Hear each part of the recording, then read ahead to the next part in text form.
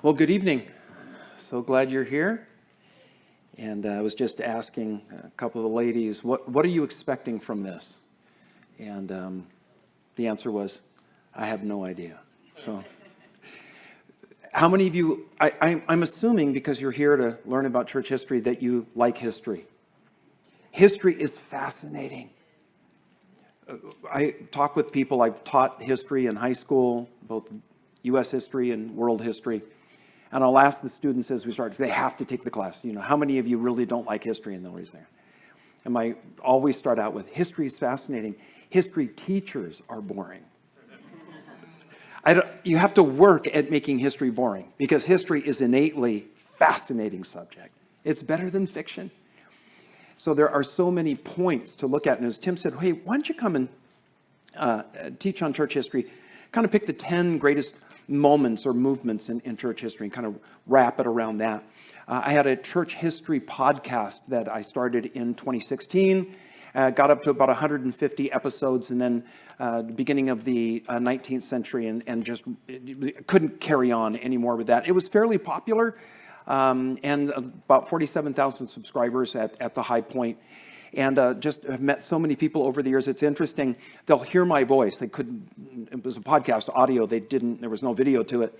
And they would hear my voice and they'd turn around, are you Lance Ralston? Like on airplanes and stuff like, yeah, why? Like, are you going to bring a subpoena now or what is this? And they would say, I listened to your podcast and just, you meet people all over the world. It's just so much fun. I was in a hotel in Israel once and a guy walks over to the table as we're eating dinner and he says, do you have a church history podcast?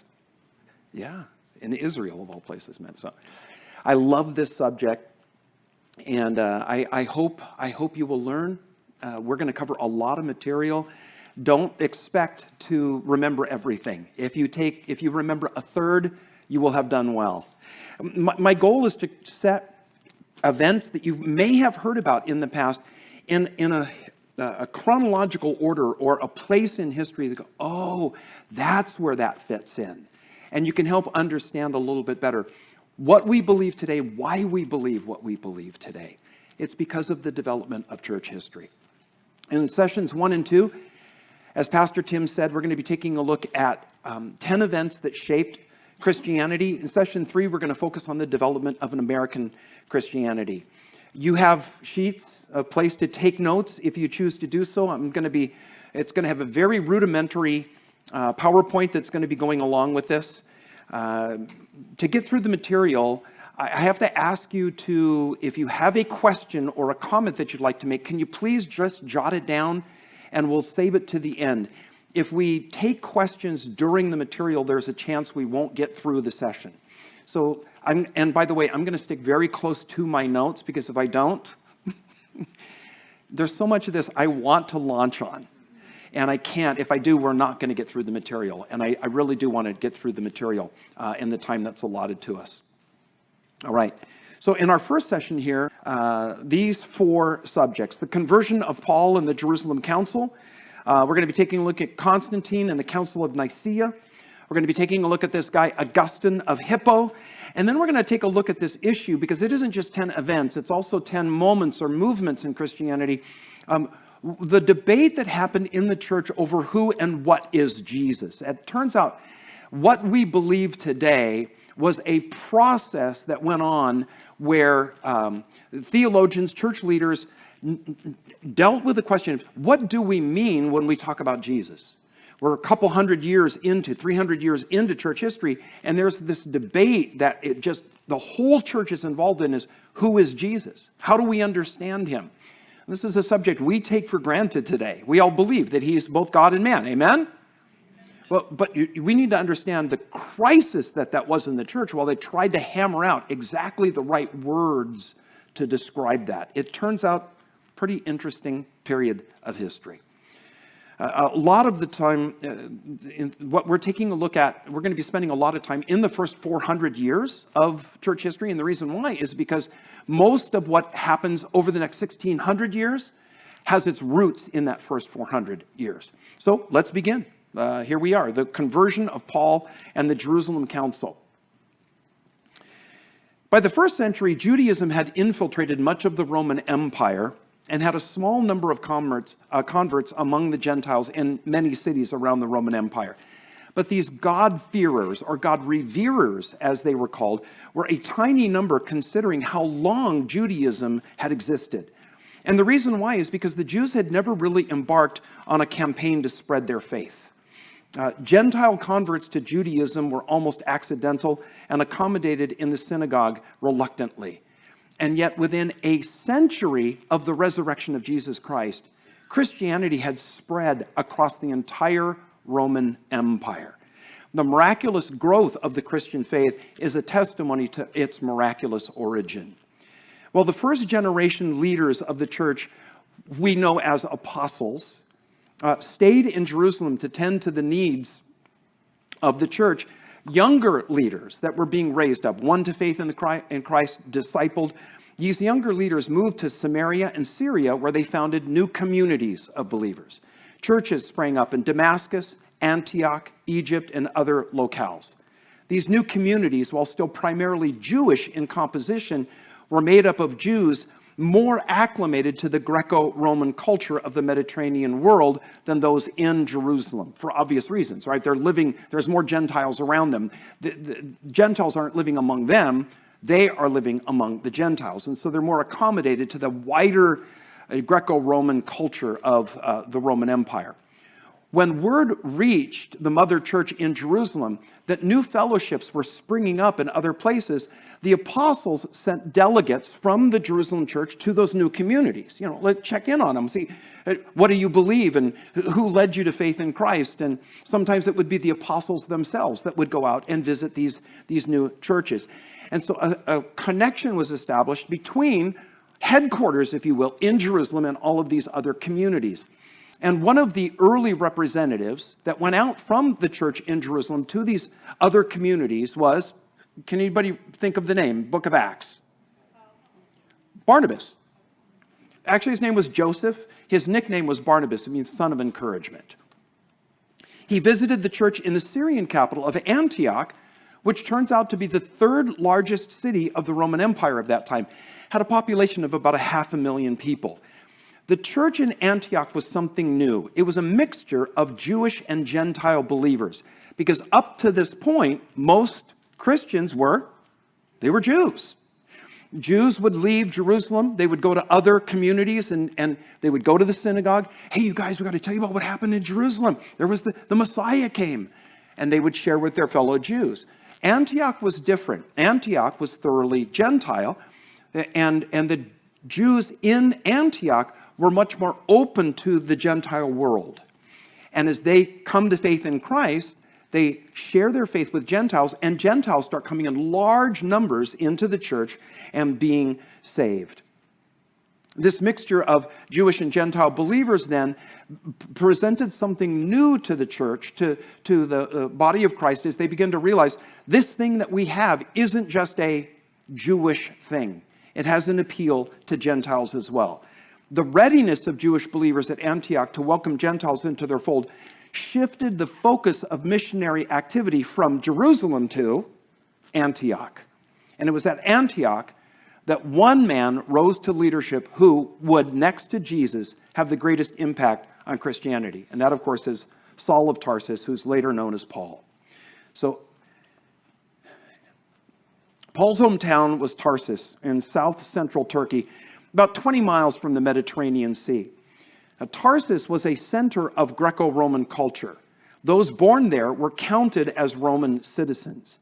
Paul's mother was Jewish, forging a unique mixture of Roman, Greek, and Jewish influences in his life. All of that conspired to make him an effective instrument for spreading the gospel around the Mediterranean. Now, Paul went to Jerusalem because as a Jew, he wants to get the best training. And where are you going to find that? You're going to find that in Jerusalem. And he finishes his training to be a rabbi, if you will, under the tutelage of a famous Jewish scholar by the name of Gamaliel. He became a member of that strict sect that we know as the Pharisees. And he finished his training just as the followers of Jesus begin to run afoul of the Jewish authorities in Jerusalem. Now, whether Paul was a member of the Sanhedrin, the Jewish ruling council, or was merely their agent, we all know that it was he that presided at the execution of the church's first martyr, whose name was Stephen. Very good. Paul then embarked on a campaign to harass Christians in Jerusalem. And when he had effectively driven the church in Jerusalem underground, he received permission from the Jewish Sanhedrin to carry this campaign of oppression, if you will, to Damascus, where they have received words that a growing group of Jesus followers are developing there in Damascus. And we all know what happens. He enters Damascus, very different man than had left Jerusalem. He's a believer in Jesus Christ now as the true Messiah. He then returns to Jerusalem, and the leaders there of the church are wary of him. But when it became clear that he was a genuine believer, they embraced him, sort of. You really get the sense that there was like, oh, it's great that you're a Christian now. Go somewhere else. And he ends up assisting Barnabas in leading the church in Antioch. Now, this is where we're going to, I'm sure most of you already know all of this because this is part of the book of Acts. This is where we now move out of the account in the book of Acts, although we see a little bit of a hint of it in what takes place in Acts chapter 15. You see, friends, different perspectives on the nature of the Christian life developed between Jerusalem, which is headquarters. We all understand that's still the headquarters of the church, right? Jerusalem. And Antioch, where you have this interesting mix of Jewish and Gentile believers in the church that there. Different perspectives begin to develop. And let's call it the difference between first and second generation Christianity. First generation Christianity was thoroughly Jewish in its orientation. And where was it centered? In Jerusalem. Second generation Christianity was still officially headquartered in Jerusalem, but with the apostles as the authority, but the focus of activity shifted to urban centers outside of Israel. An increasing number of Gentiles are now being won to the faith. As cultural Jews, first generation believers continued to cast their faith in Jewish forms. But second generation believers counted the ritual aspects of the Mosaic law as having been meant to point to Jesus and had been consummated by him, fulfilled by him. And they thought that, listen, there's no need for us to engage in or observe those rituals any longer. So a kosher diet, keeping the Sabbath, circumcision weren't essential practices in following Jesus. Can you see the difference between first generation believers and second generation believers? There's this tension that begins to grow now. What does it mean to follow Jesus? Do we have to keep observing the Sabbath? Do we need to practice circumcision? Can we not have bacon? There's these kinds of issues developed.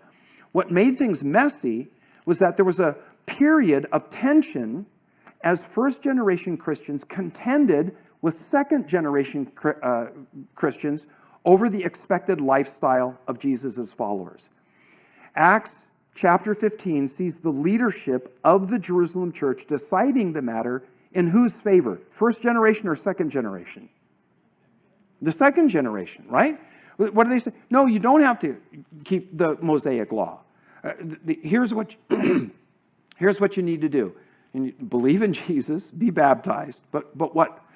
The only real limitations they put, no sexual immorality, because that was rampant in the Roman Empire. So you have to have a change of mind about sexual relations. And the other thing was, remember, don't eat meat sacrificed to idols. Now, why that? Because that sounds kind of law-oriented. Well, because Christians are to have fellowship with each other, and Jews simply could not eat meat that had been sacrificed to an idol. So if we're going to have potlucks, we got to tell you Gentiles, listen, you can't get your meat at a butcher that takes it from one of the pagan temples. You guys following? So it was just a practical thing. It wasn't a doctrinal thing. It was just more of a practical thing. Because we want to make sure Jews and Gentiles are one in the church. We're not separated from each other. Christ has done a new thing. We are a new humanity where these distinctions that used to divide Jew and Gentile are no longer a part of our fellowship. And so Acts chapter 15 solves the problem. Oh, but did it? Just because the church leadership in Acts 15 says, okay, no, this is the way it's going to be from now on, Gentiles do not need to keep the Mosaic law. There were still some in the church that said, yes, they should. And we call those people Judaizers. These are the people that followed Paul around and would go in and create so much trouble for him. He would go in, he would plant a church, he would share the gospel of grace, and then he'd leave and they would come in and, hey, listen, we're here from Jerusalem. And we've been sent by the apostles. And Paul got you started, but now we're going to show you a more excellent way.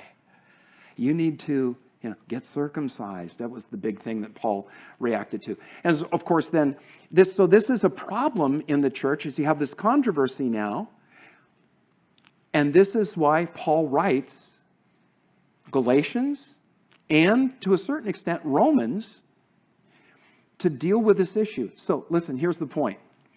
Controversy comes, and the result of it is we get some of the best books of the Bible from it. Don't you love the way that God turns all things together for good?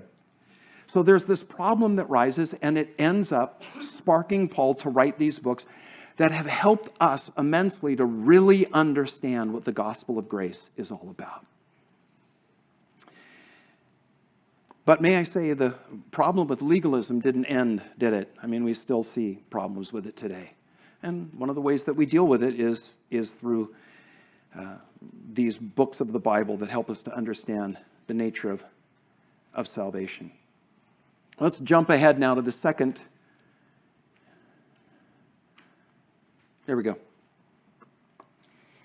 This chapter of the story begins with the long night of persecution that the church faced in the 2nd and 3rd centuries in the Roman Empire.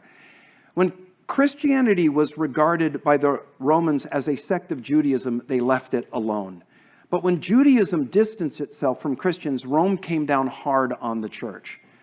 Though Judaism was radically different from paganism, pagans believed in an abundance of gods and goddesses. Judaism was remarkable in its belief in a single creator deity. And yet, the Romans tolerated Judaism for one reason, because it was ancient, an ancient faith. The Romans had tremendous respect for tradition. If it was old and had been practiced for a long time, they tended to observe it, to honor it, to respect it. They very much had the mentality, if it's true, it's not new, and if it's new, it ain't true. And so they were highly suspicious of anything new or novel. And the reason why, it was because something that popped up that was new would often stir people up and then move them to resist the Roman authority. So the Romans tended, when they conquered a people, if they would honor their religions, just sort of absorb them into the greater umbrella of paganism.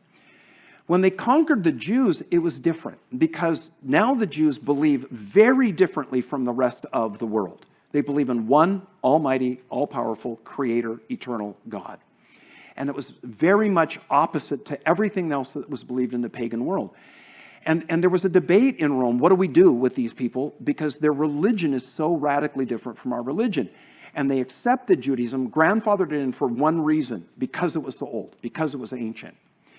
Now you have this new movement that happens inside Judaism, followers of Jesus. And as long as the Christians were seen as a kind of a reformed sect within Judaism, the Romans played pretty much a hands-off policy.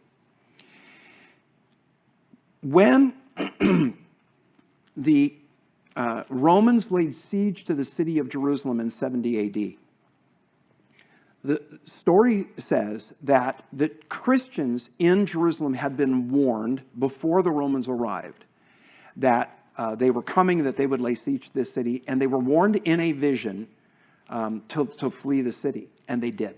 They left Jerusalem. The Jewish leadership forever saw Christians, the followers of Jesus, from that point on as traitors, as treasonous. And so when Jerusalem fell and the leadership of the Jews then moved to a place called Sepphoris up in the north, they officially declared from now on, you can't be a Jew and a follower of Jesus.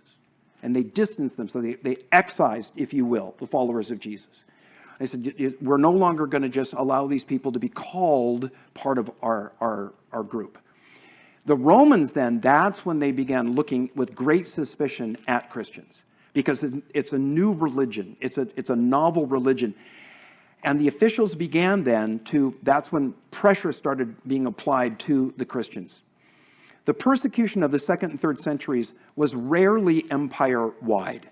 An emperor might make an edict banning conversions or the practice of the Christian faith, but oftentimes local governors decided they weren't going to observe it. An emperor in Rome might say, hey, listen, Christians, no more conversions, no more meetings. And a local governor would get that edict from Rome and would decide, I'm just going to kind of ignore that.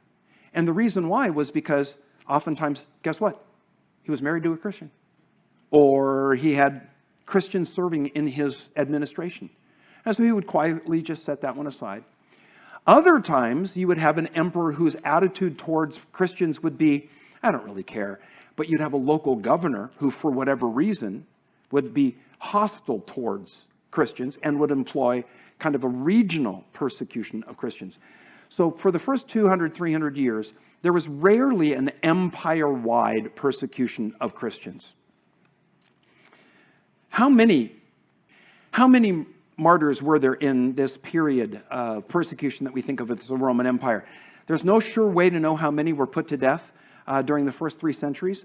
Imperial persecution began with Nero in 64 AD and ended with the worst campaign under the Emperor Diocletian and his co-emperor, if you will, Galerius, in the opening years of the 4th century. Though estimating the number of martyrs is difficult, we can likely set it somewhere between 1 and 3 million people over a period of about 250 years. Slowly but surely, though, a sea change began to swing public opinion away from persecution. By the dawn of the 4th century, sympathy had eased the hatred of Christians whose resolute faith in the face of prolonged suffering had really recast them as heroic. Think about this. You know, you're a Roman and you don't know any Christians, but you've heard about these Christians and you've heard they believe weird things. By the way, there were reasons that fired up Roman suspicion of Christians. They met before dawn. The idea was if you're going to do something important, you do it during the daylight hours. You don't do it during the dark. If you do something in the dark, you're doing something you shouldn't be doing. You're trying to hide. The Christians also would meet, their meetings typically were private. They would allow visitors to come into the first part of the meeting, but then only baptized believers would be allowed in the last part of the meeting. And the reason why was because they would celebrate communion. And they held that as a sacred event, and they didn't want unbelievers there. And then the question is, well, what are they doing? What are they doing in there? And then rumors started to circulate. They're cannibals. Why? Well, because they're eating some guy's flesh and they're drinking his blood. And what else? Well, they have wild orgies. What? Well, they have this thing called a love feast. And these rumors were circulating about what the Christians were doing. And so real practically, we call that communion, and we know they would have a common meal together. Typically, that would end the meal with communion. Why are you guys meeting before the dawn? Why? Well, who makes up their congregation? Slaves, the poor, who have jobs, they have to go to work. So the only time for them to meet is before dawn, before the workday starts. But these wild rumors were circulated intentionally by enemies of Christ to try to raise public opinion against them. And it works fine when there aren't a lot of Christians in town. But as more people are won to faith in Christ, and by the way, you go to the games and you watch them dying in the arena, singing songs together as the beasts leap on them, and you start seeing, wait a minute, I know that guy. He's my neighbor. He's a good guy. That guy used to be a drunk, and then he became a Christian, and all of a sudden he became a loving father and husband. And why is he dying? Well, because he's a Christian. And people began to change in their attitude towards the Christians, because why are these people being killed? Well, they're good people. And a change started to occur in people where they began to recognize these are not dangerous people, these are good people, and why are they being killed? And so there was a real change of public opinion towards the Christians. Now we come to the time of Constantine. So rushing over a lot of ground, we come to the conversion of the Emperor Constantine. I mentioned that the last and worst period of persecution was under Diocletian and Galerius. That was an empire-wide, and a lot of Christians, hundreds of thousands, were martyred during that period of time. And though Diocletian gets blamed for it, it was Galerius that pushed him to it. Galerius, there was something going on in that man, and he was determined to kill as many Christians as possible. At the very end of his life, he turned around and stated persecution is not working, and it was a mistake. But rushing over a lot of ground, now we come to the conversion of the Emperor Constantine. It came about because of the bloody mess of succession to the imperial throne. On the day before the battle, who would be the new emperor, Constantine prayed. This is the story that we have. Okay, is this what happened? We don't know. But this is the story that's told. He prays. Later, he said that he looked to the sky as the sun was setting, and he saw a cross in the sky. Then he said that he either saw or he heard these words spoken, "By this sign conquer." That night while he slept, he says he had a dream. Jesus came to him and told him to have his soldiers the next morning place a Christian symbol on their shields. So the next morning, he gave the command. Chalk was passed around. All of his soldiers put a symbol, and the symbol is the first two letters of Christ's name, Chi-Rho. So the X is the Chi, the Rho is the P symbol. They put that on their shields. Constantine's side won that battle of the Milvian Bridge, and he marched victoriously into Rome. A year later, a year after he became emperor, he issued the Edict of Milan, decreeing an end to, now, we in church history, we often say that the Edict of Milan stopped the policy of persecution of the Christians. It was actually an edict of toleration for all religions. It wasn't just Christianity. He didn't single out just the Christian faith. He said from now on, all religions are equally respected in the Roman Empire. No more persecution. For Constantine, Jesus was now his divine patron, and the cross, the symbol of the cross, became a kind of charm. Instead of being a symbol of Rome's brutality in executing its enemies, the cross became a symbol of imperial power. Bishops, and when I say bishops, think pastor. If you read a lot of early church history, you're going to read about the bishops. We should think pastor, because that's, quite frankly, that's what they were. They were just pastors of churches, but they were called bishops. Bishops, pastors, began to be called priests as they gained parity with their peers in pagan temples. Because who are the clergy in a pagan temple? They're called priests. And so now, here's what happens. Constantine, effectively, it appears that he becomes a Christian. But he says, listen, all religions are welcome now. No more persecution of Christians. But he's a Christian, okay? And he's the emperor. And so if you're a professional religious person, you're a priest in a pagan temple, and the emperor has become a Christian, and now it's no longer dangerous to be a Christian, what do? You become a Christian. And you all of a sudden have a lot of these pagan priests. I'm a Christian now. And they convert. Why? Well, because it was the politically expedient thing to do. And you start learning the forms and you start learning the lingo. And what you can see what's going to happen is now Christianity has become the favored religion of at least the court. And you've got these guys that are coming in, they're not converted. They're frauds, they're fakes. They're masquerading as believers when in fact they have no real faith in Christ whatsoever. It didn't take long for pagan priests to realize which way the winds of political favor were blowing, and many of them converted. Now, we don't have time. Listen, we don't have time to get into the legitimacy of Constantine's conversion. It's a favorite subject of students of church history. But let me just say this. Chief among Constantine's concerns upon taking control of the empire was unity. He had just had to fight a battle against Maximian to see who would be emperor. And this has been the problem now for a while. There's no clear role of succession on who's going to become the next emperor. And it's really the armies at this point that are deciding who's going to be the emperor. His concern was we need to do something to unite the empire. Decades of civil war, as one powerful general after another seized control and would beat down his challengers, this had weakened and impoverished the Roman Empire. But now that Constantine ruled, he hoped that the church would help bring a new era of unity based on a vital and dynamic faith. He saw in Christianity the potential to unite the empire.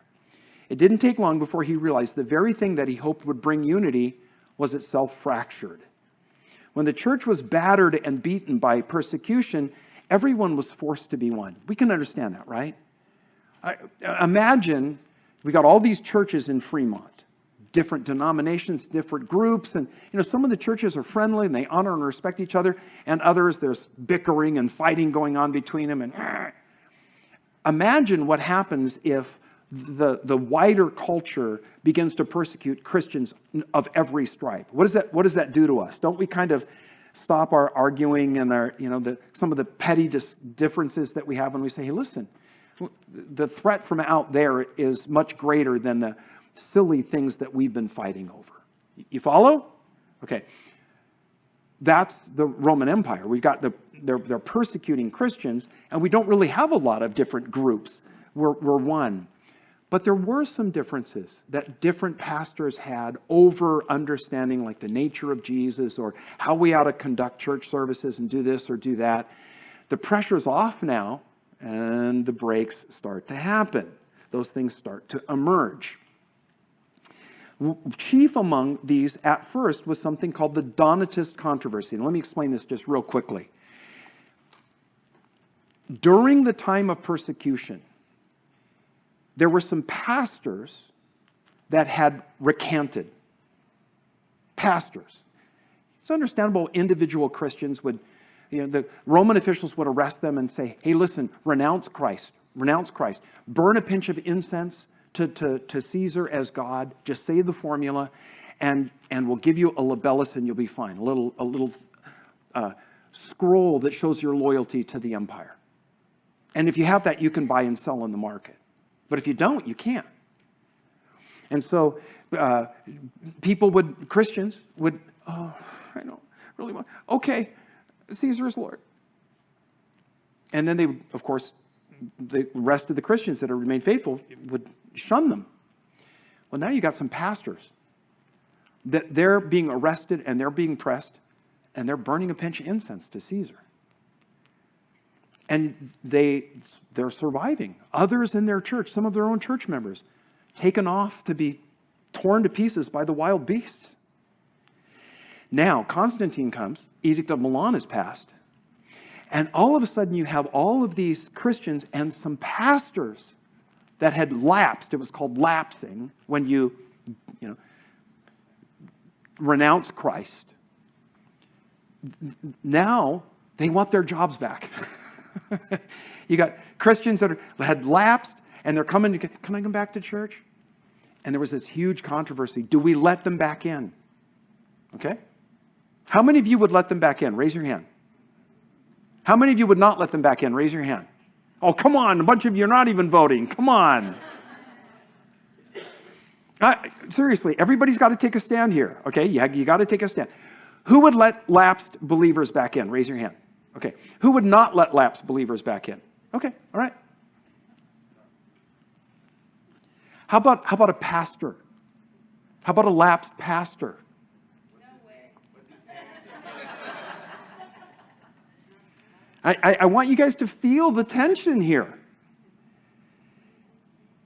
Okay, so Rome, who's the Roman church, which is the church at the center of the capital of the empire,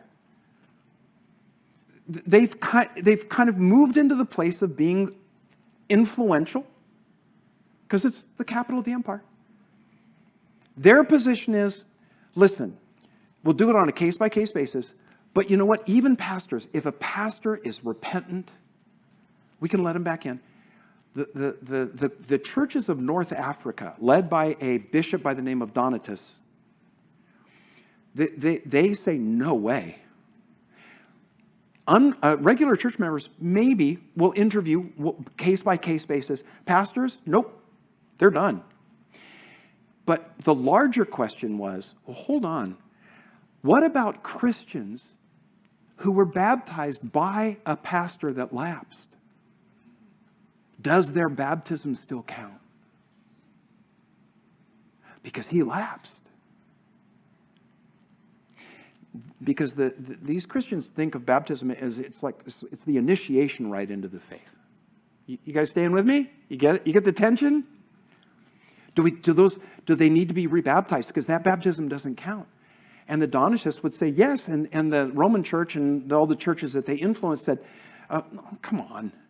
It's the faith of the baptizee, not the authority of the pastor. Huge controversy. Okay. In 314, the Donatists appealed to Constantine. The Donatists, remember, they're saying, nope, lapsed pastors, no good. Baptism's no good. They appealed to Constantine, the emperor, to settle the controversy. Who? President Biden. We have a church controversy, and we're going to go to Washington, D.C., and we're going to ask the White House to settle it. You see what's happening? Think about what a momentous change this was in the church's mentality about the Roman government. The church appealed to the civil authority to rule on a spiritual affair. And by doing so, the church asked for imperial sponsorship. Constantine knew this was not a decision that he was capable of making on his own, so he gathered church leaders at Arles in France to decide the issue. He said, well, hold on. This isn't for me to decide. This is a church issue. You guys figure this out. Donatist bishops were outnumbered by non-Donatists, so you can figure out where this is going. The church decided against the Donatists. And of course, the Donatists said, okay, we agree. Did they? Come on. No, of course not. Instead of accepting the decision, the Donatists called the leaders who opposed them corrupt and labeled the emperor their lackey. The church split between the Donatist churches of North Africa and the rest, who now looked to Constantine as their leader. As tensions rose, the emperor sent troops to Carthage in 317 to enforce the installation of a pro-government bishop that was opposed by the Donatists. For the first, but not for the last time, Christians began persecuting Christians. Opponents of Constantine were exiled from Carthage. After 4 years, he realized his strong-arm tactics weren't working, and he withdrew his troops. That brings us to the Council of Nicaea at 325. The biggest doctrinal challenge of that time was how to understand the person of Jesus Christ. Was he God? Was he human? Was he both? And if he was both, how do we understand that? A pastor named Arius said that Jesus was human but not God. And he persuaded many. Other church leaders declared Arius a heretic. In fact, his own pastor, his own bishop, declared him a heretic.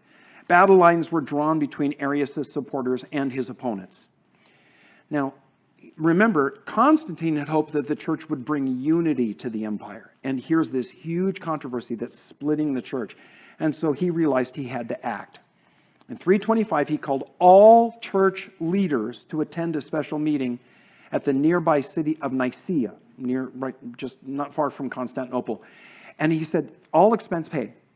All expenses, the travel expenses, all your food, lodging when you get here, everything is all going to be taken care of by the imperial treasury. 318 bishops came. 318, including from England.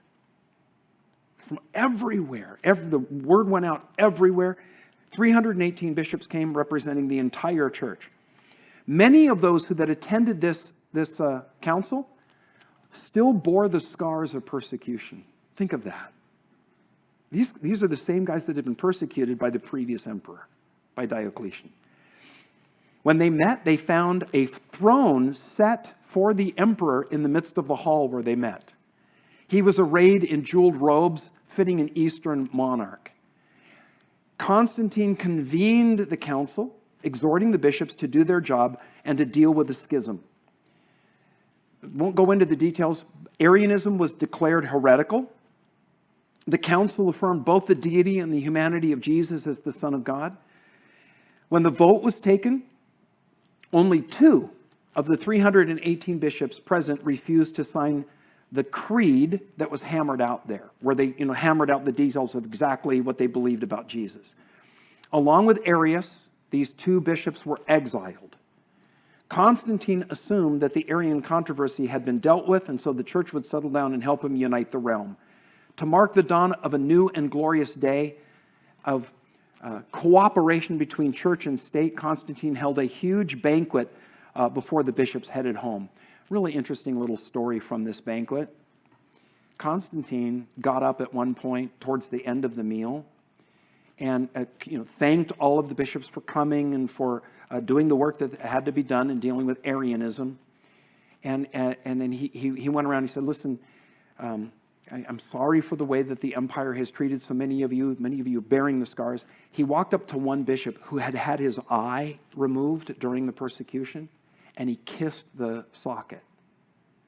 It was just a moving moment to kind of say, hopefully, pray to God that those days are behind the church. But I want to talk about what Nicaea was and wasn't, because there's some controversy here. What Nicaea did was establish the rule of holding church councils, gatherings of bishops to decide on controversies and to set policy. So the real why Nicaea is important is because it establishes this principle. Hey, listen, when an issue comes up that all of the churches are dealing with, let's gather church leadership together and let's hammer out how we're going to respond to this. That begins at Nicaea. Although there have been gatherings before that, this is the time that it's recognized. This is something that we need to do when occasion arises. What Nicaea was not was what many critics claim. It was not the Emperor Constantine show. Constantine did not rule over the council.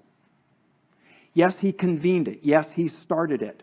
But he didn't sit there and say, you should do this.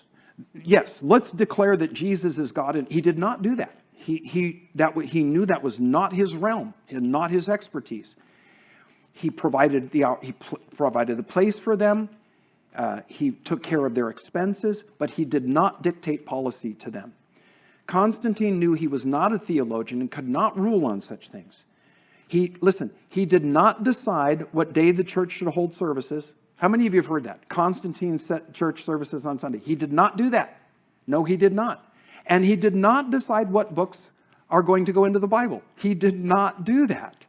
You will hear skeptics and critics blame Constantine for these things. They say, well, the church, Constantine ruined the church. That's simply not the case. That's said a lot. You'll hear it on YouTube videos. Research the history. Don't listen to some talking head on a video. Read the church history, the valid accounts, and you'll learn he did not do these things. All right. As the church grew with more congregations being formed, the need for organization became apparent. For purely administrative reasons, the church world was divided into provinces with centers at Rome in the west, and in the east there were 4 headquarters at Alexandria, Antioch, Jerusalem, and Constantinople. Notice that there's only 1 in the west, Rome, and there's 4 in the east. Why? Exactly. That's where all the Christians were. They were in the east. There weren't that many Christians in the west. The bishops at these 5 churches were given oversight of their surrounding regions, and have to say that stoked a rivalry, but not between Rome and Constantinople. You would think that would be the place, right? Because those are the 2 centers of political centers, Rome, Constantinople. No, the real controversy was between Antioch and Alexandria. Well, we'll get into that a little bit later. These 2 churches vied with each other for leadership of the entire East. All right. 3rd event. Our friend Augustine. We turn now to the life and work of a man of singular importance due to his impact on theology. Augustine is the climax of patristic thought in the Latin world. Patristic. I always have a hard time with this word. You guys have a word you have a hard time with? Patristics. There you go. Got it. Patristics is the theology of the church fathers, the early church leaders.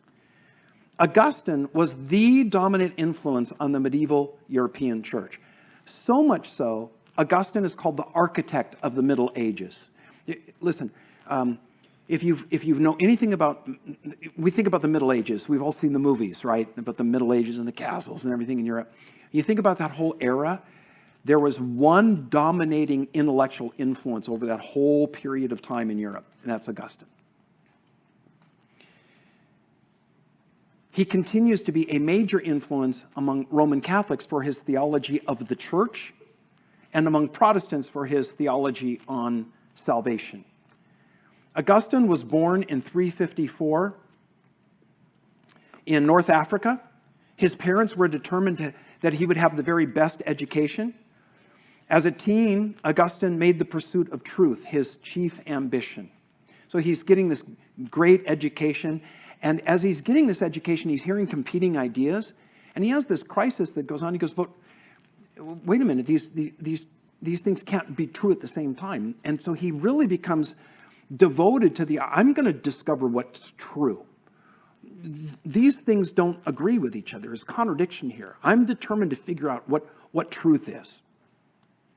He thought it was to be found very early in a religion called Manichaeanism. Would love to get into that, but I can't. He was a Manichaean for 9 years until he saw its inconsistencies and he quit. It's interesting. He's a young guy, and he hears about this Manichaean teacher, and he goes and he listens to him. And as he's listening to him, he starts to hear, again, some inconsistencies. And so he starts to ask questions. And the teacher just ends up like, shut up. And so he realizes, okay, this truth is not to be found in this either. Embittered by the betrayal of religion, he ends up becoming a skeptic. His whole thing was, listen, I tried religion. And it's just like everything else. It's full of contradictions. And so he turns to philosophy, and he says, maybe I can find truth in philosophy. In 384, Augustine was teaching rhetoric at the University of Milan. He was an excellent speaker. He gets employed. This was what many times people that would go into academics would get jobs in schools teaching other students. And so he's teaching rhetoric, public speaking at the University of Milan. While he's there in the University of Milan, he hears that the pastor of the church in Milan, his name is Ambrose, is an excellent speaker. And so he's teaching rhetoric, and he's going, I'll go listen to this guy. And he goes and he's listening to Ambrose preach, and he's saying, not only is he a really good speaker, but what he's saying, wow. Ambrose was preaching the gospel. Ambrose showed the Christian faith far from being the crude and unsophisticated fables that he assumed that it was reasonable. It was persuasive. An elder in the church there in Milan gave Augustine a copy of a commentary on the Apostle Paul by a philosopher who had converted to Christianity, a philosopher that Augustine respected. Augustine then has an intellectual conversion. You would have to say it wasn't really a spiritual transformation yet. He simply shifts kind of intellectually from antagonism and hostility towards Christianity to a respect of it. So you go, okay, so he starts studying Christianity as kind of a philosophy, but he has yet to experience a spiritual transformation. His moral weakness became a plague to his conscience. He simply could not stop sinning. Augustine was a man who was ruled by his passions. Would love to go into some stories about his mistresses and having kids and everything else. This was a man who simply could not stop sinning, and he knew that it was wrong. Morally, he just knew that what he was doing was wrong. He couldn't stop it. He then heard of Christian hermits who had mastered the fleshly desires, and that shamed him because he's still kind of considered the average Christian to be uneducated and dumb. Okay, well, he has Ambrose to look at. Okay, that guy's brilliant and all. And he starts to look, well, maybe my views about Christianity have been wrong, but the Christians, most of the Christians I've talked to, they don't really understand it. But then he hears about the hermits who absolutely get complete victory over sin. And he says, well, how can they do that? Maybe there is something to this Christian message. Maybe there is a power in it that transforms. He began to consider that maybe there was something that he had missed in the gospel. Then one day in 386, while walking in his garden, it all came together for him. He picked up a Bible. His eyes fell on Romans 13. He'd been encouraged to read the Bible, and he would read it, and he just couldn't make heads or tails of it. And he threw it down. He just threw it down on a bench that was there in a garden that he was in. And he hears some kids playing a game saying, take up and read, take up and read. He just reaches down, picks up the Bible, and his eyes fell on this, Romans 13. Let us walk properly as in the day, not in revelry and drunkenness, not in lewdness and lust, not in strife and envy, but put on the Lord Jesus Christ and make no provision for the flesh to fulfill its lusts. Augustine later wrote these words. As I read these words, instantly it was as if the light of peace poured into my heart and all the shades of doubt departed.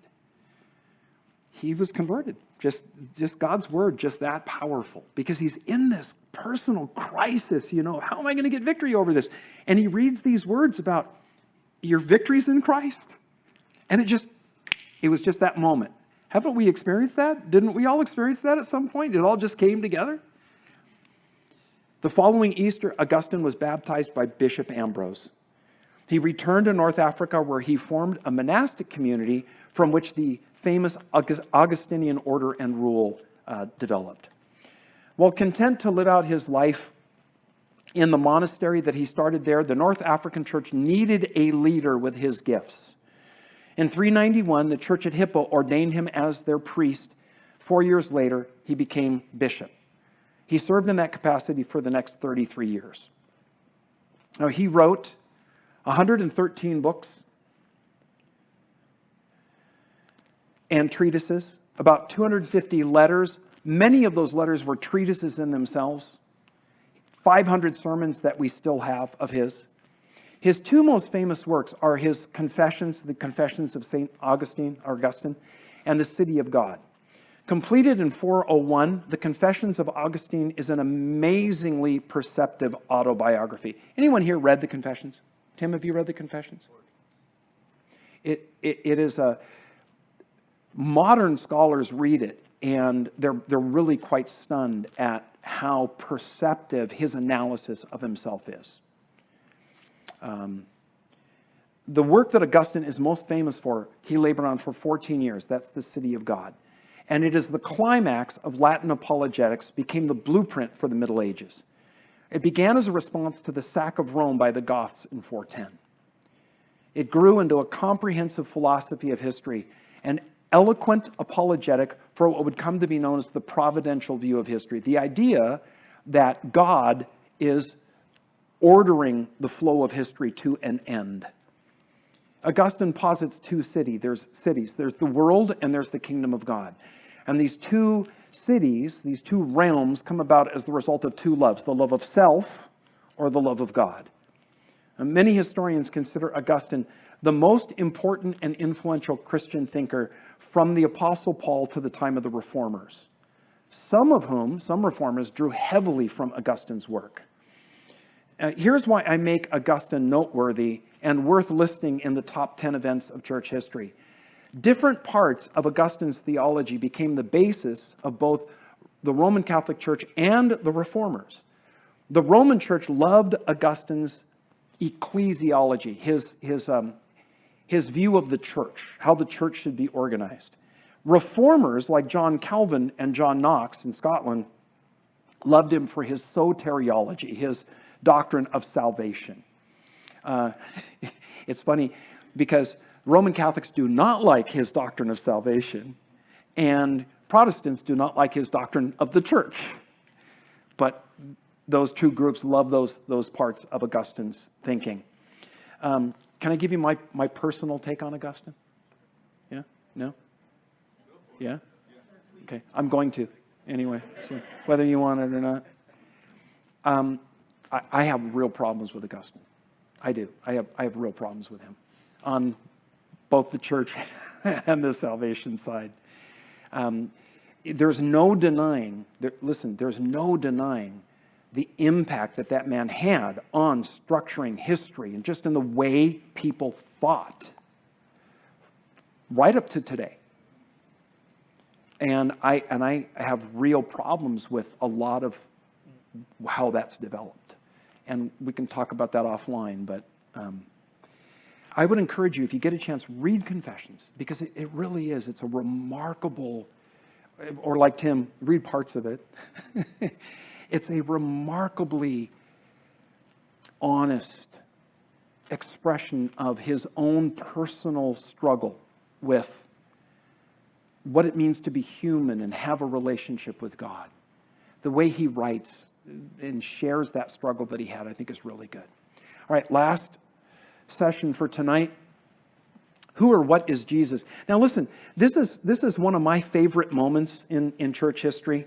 And Tim, actually, in preparation for tonight, because he listened to my podcast, he said, don't spend a lot of time on this. And the reason why is because he knows if he hadn't said that, I would.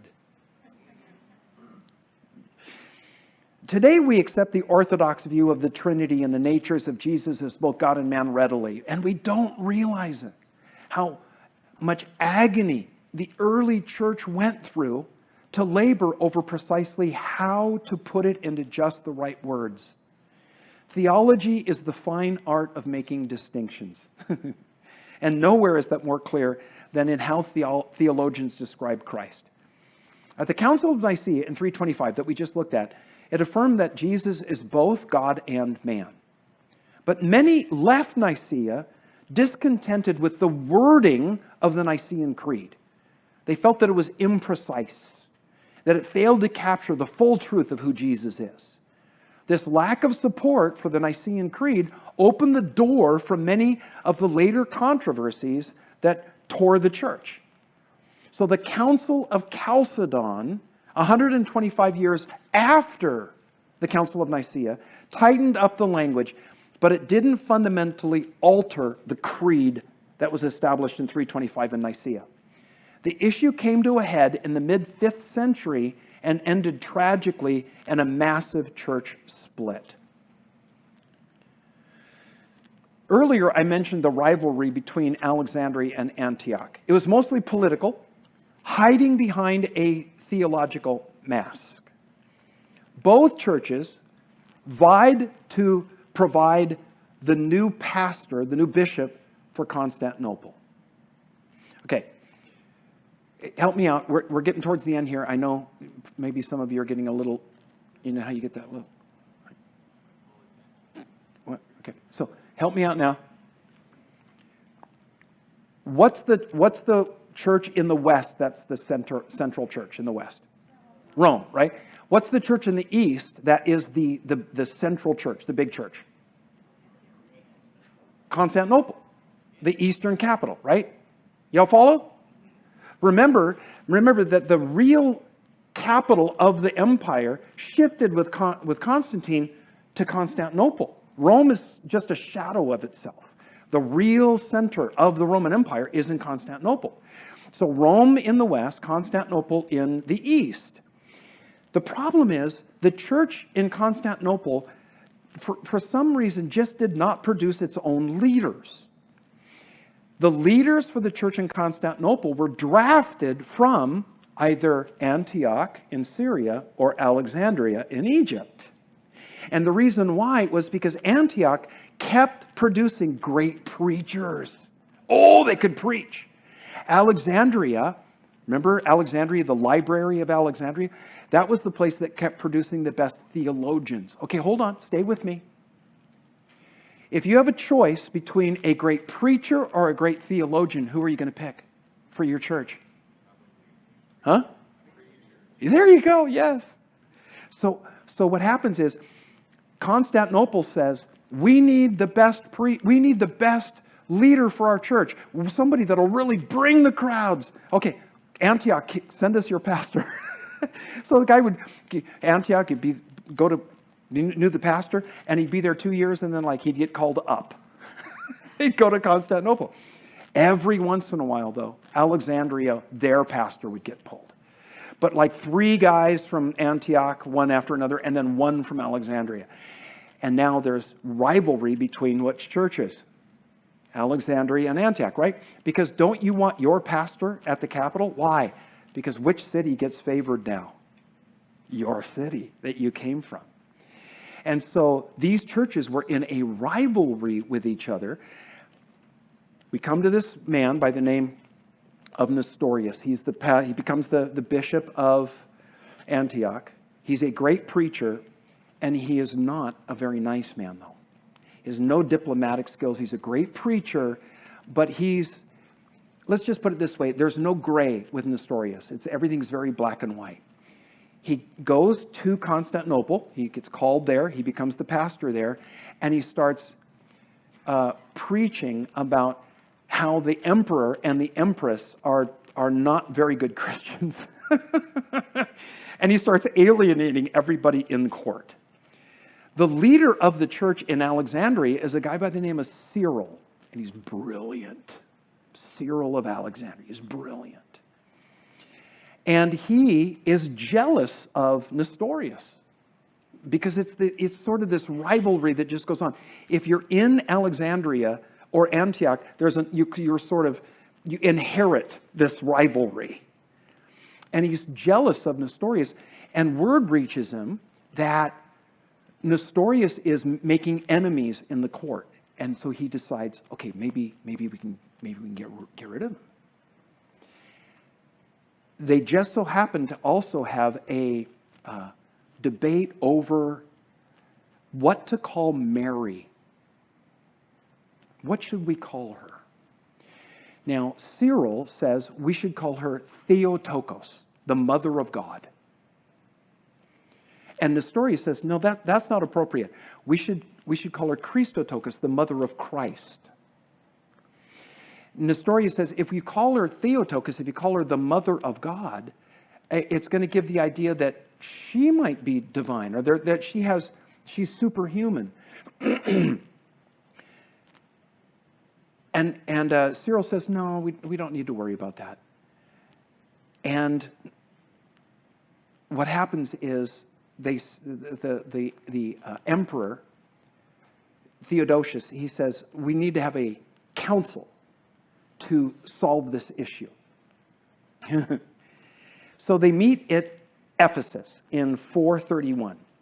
Emperor Theodosius II calls for a general council to settle the issue. It quickly became clear the council was more concerned with politics than theology. This wasn't going to be a polite debate over texts and word and grammar. It's going to be a physical contest. Let's settle doctrinal disputes with clubs instead of books. Cyril and his posse of club-wielding monks had the support of the Ephesian bishop and the majority of the Asian bishops. There were 153 of them that were present, and Cyril presided over the council. Nestorius was ordered to attend, but he knew that it was rigged, and he refused to show up. The group of bishops from Antioch that supported Nestorius were delayed in their trip there. Can you see how this is going to go? So there are bishops at Ephesus that are supporting Nestorius, but there are not very many of them compared to Cyril's group. So they have this debate, and any bishop that speaks up on behalf of Nestorius, he gets beaten. The supporters of Cyril pull out clubs and beat them. Tim, what do you think of that? How does that work? Yeah, should we settle church disputes that way?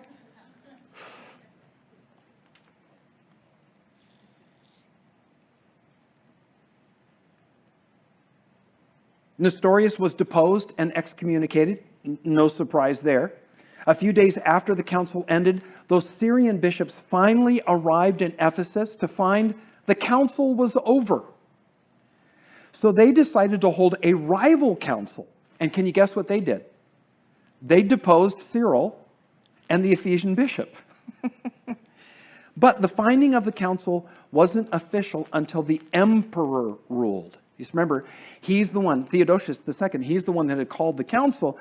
What has to happen because of what's been set as policy by Constantine, we have this council, the church leaders make a decision, and then it's handed over to the emperor to kind of put his stamp of approval on. So the council's rulings weren't finished until the emperor said, okay, we'll accept. So what's Theodosius going to do? Is he going to accept what Cyril and his group decided, or what the Syrian bishops decided? His first instinct was to confirm deposing both Cyril and Nestorius. Get rid of both of them. But Cyril sent Theodosius a huge gift of money. Now you know what's going to happen, don't you? The emperor dissolved the council and sent Nestorius into exile. A new bishop for Constantinople was consecrated, and Cyril returned in triumph to Alexandria. Now, here's why this is important. So embarrassing was the council of Ephesus, 20 years later, another was called at Chalcedon. Nestorius was declared a heretic and officially deposed. He was already in exile. He was now banished by an act of the church rather than the emperor. And in one of the odd facts of history, though what Nestorius taught was declared heretical, it turned out to be the position adopted by the Chalcedonian Creed. When word reached Nestorius of the council's conclusion, he said, listen, what I'm reading here as the creed, this is what I believe. This is what I've always taught. It was that Jesus has two natures, human and divine, in one person. Today, however, what's come to be known as Nestorianism is a heresy. It's one of those things where the leader's followers end up adopting what was charged on Nestorius when he never taught it. And it was this, that Jesus has two, that he's both God and man, and two persons. Not one person, but two persons. And here's what happened. Nestorius' supporters were now banished from the Roman Empire. They spread east across Asia and eventually all the way to China. They're called by church historians the Church of the East, or it's also known as the Nestorian Church. And here's the thing. This was a huge church. Huge. Hundreds of thousands of followers. It lasted up to the time of the Mongols. Unfortunately, the Mongols killed off a huge number of these Nestorian Christians, but there are still pockets of Nestorian Christians scattered all over southern Asia and Asia. Their history, the history of the Nestorian Church, is a fascinating history. And the only book that I've really read about it is The Lost History of Christianity by Philip Jenkins. If you are interested in a chapter of church history you know nothing about and will be blown away by, I'd suggest that book, The Lost History of Christianity by Philip Jenkins. All right, so that's where we will pick it up tomorrow. Any questions or comments? Yeah. Your stance on Augustine. Do you Yeah. have anything that you'd recommend, or anything you I don't know if there's to comment on, or anything you'd recommend reading that highlights what? Yeah. So there is a book that was done as a doctoral thesis by a guy by the name of Ken Wilson called The Augustinian Roots of Calvinism, where what he does there is he goes into the history of Augustine and shows the influence that both Manichaeanism and Stoicism had on Augustine's later theology. Augustine started out not teaching theology that we would agree with. It seems that his controversy with the Roman bishop Pelagius pushed him into these positions that later become picked up by Calvin and become Calvinism. So, but the work that Ken Wilson does on the history of Augustine there and the formation of his thought, I think would be probably a good one. The Augustinian, I think it's called The Augustinian Foundations of Calvinism by Ken Wilson. Lance, what about Augustine's ecclesiology formed the Roman Catholic understanding of the church that Yeah. we would protest? So he very much believed in there being a specially trained priesthood and a hierarchical structure, and that very much set up that whole system, magisterial hierarchy, the teaching magisterium. Yes? By this time that you've reached, like 430 or so, the Roman Church had it already put in place, and was there a hope? Oh, good question. Yeah. Can you repeat the question? Yeah. For the recording? I'm sorry. I should have been doing that. Yeah. I should know better, shouldn't I? So yeah, by 430 is the Roman Church really starting? Do we have a pope and all of that? That's a complicated question. By then, it's starting to come together. Yes. We have Pope Leo, and there were a couple of bishops of the Church of Rome who had been already moving towards this idea that I'm the leader of the church, not just this church. But Pope Leo, we call him Pope Leo the Great. He was probably the one that is really in history. You can say, okay, that's a pope. Yeah. Back there. Yeah, I was going to ask, why these moments, and are you trying to tell a story? Why these moments, and are you trying to tell a story? Okay, so the question is, why did I pick these moments, and am I trying to tell a story? I picked these moments because I thought these 10 things that we're taking a look at were defining moments for the church that we know, as we think of the church. Kind of set the intellectual and structural understanding of what we think of when we think of the church. Others would probably pick 10 others. I mean, there would be some overlap. Am I trying to tell a story? No, there's no real consistent narrative here. No. Yes? At the Council of Nicaea, how did they create the canon of the Bible, and how does their canon Bible differ from ours today? So the question was the Council of Nicaea and the canon of the Bible. The Council of Nicaea did not deal with the canon. No, that's part of what gets attributed to Nicaea, and that's just not. It didn't happen. It was the Council of Carthage in 397 that closed the canon. So that's 80 years later. But long before that, as early as the early second century, early to mid second century, there was already a list of books that were considered by the church to be authoritative. It's interesting that you asked that question because I just did an episode on that for Enduring Word. The reason why the church did not come out with a list earlier was because it seemed presumptuous on their part. Who am I to say what should be in the Bible and shouldn't be in the Bible? But there came a point at which church leaders said, you know what, we're coming to the end of the period of time when those that can make that decision are going to be alive. Because one of the criteria they said they recognized they needed to use in deciding what was going to be in the Bible was, did an apostle write it or did a close associate of the apostle write it? That was a criteria that they recognized. And they said, we're running out on the time when those that can speak to that issue are going to be around. And so there was this sense of urgency. So on one hand, it's humility. Who am I? And then, well, you know what? Finally, it came to the point where they said, we have to do this now. But that list of books was well known in the church. We see it in something called the Moratorian Fragment, which comes from the mid-2nd century, a list of books that were already accepted as pretty well understood. Yeah.